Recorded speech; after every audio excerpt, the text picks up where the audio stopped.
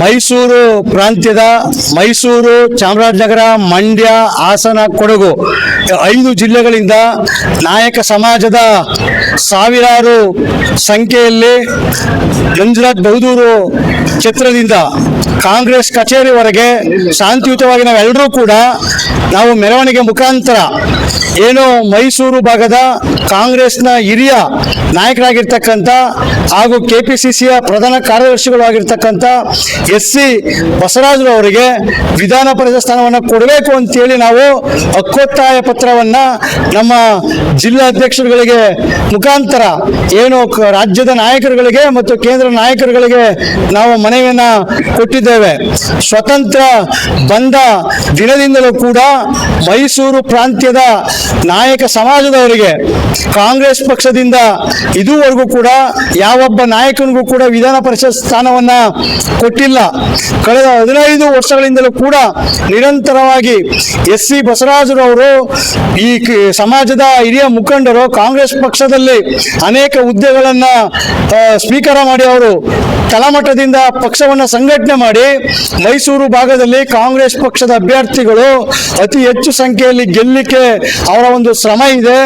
ಉಡುಪಿ ಮತ್ತು ಚಾಮರಾಜನಗರ ಜಿಲ್ಲಾ ಉಸ್ತುವಾರಿ ಸಂಘಟನೆ ಕಾರ್ಯದರ್ಶಿಯಾಗಿ ಇಟ್ಕೊಂಡವರು ಅಲ್ಲಿ ಅತಿ ಹೆಚ್ಚು ವಿಧಾನ ಪರಿಷತ್ ಸ್ಥಾನಗಳನ್ನ ಗೆಲ್ಲಲಿಕ್ಕೆ ಕಾರಣಕರ್ತರಾಗಿರ್ತಕ್ಕಂಥ SC ಬಸವರಾಜರವರಿಗೆ ವಿಧಾನ ಪರಿಷತ್ ಸ್ಥಾನವನ್ನು ಕೊಡಬೇಕು ಅಂತೇಳಿ ಇವತ್ತು ನಾವು ಸಾವಿರಾರು ಸಂಖ್ಯೆಯಲ್ಲಿ ನಾವು ಎಲ್ಲ ಜಾತಿಯ ವರ್ಗದವರು, ಅಹಿಂದದವರು, ನಾಯಕ ಸಮಾಜದವರು, ದಲಿತ ಸಮಾಜದವರು ಎಲ್ಲರೂ ಕೂಡ ಒಗ್ಗೂಡಿ ಇವತ್ತು ನಾವು ಕಾಂಗ್ರೆಸ್ನ ಹೈಕಮಾಂಡ್ ಅವರಿಗೆ ಮನವಿ ಪತ್ರವನ್ನ ಕೊಟ್ಟಿದ್ದೇವೆ.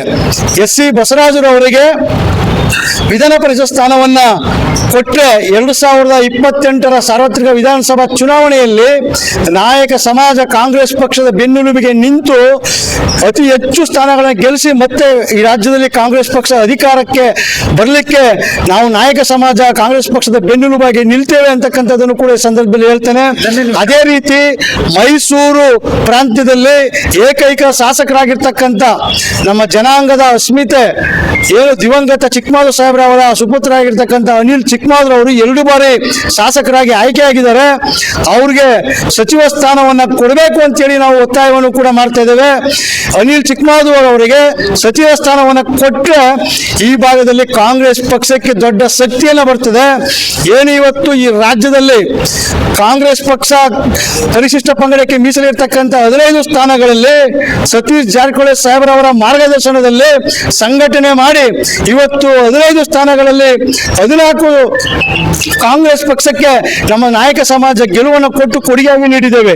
ಆದ್ರಿಂದ ಇವತ್ತು ನಮ್ಮ ಸಮಾಜದ ಹಕ್ಕೊತ್ತಾಯವನ್ನ ನಾವು ಮಾಡಿದ್ದೀವಿ.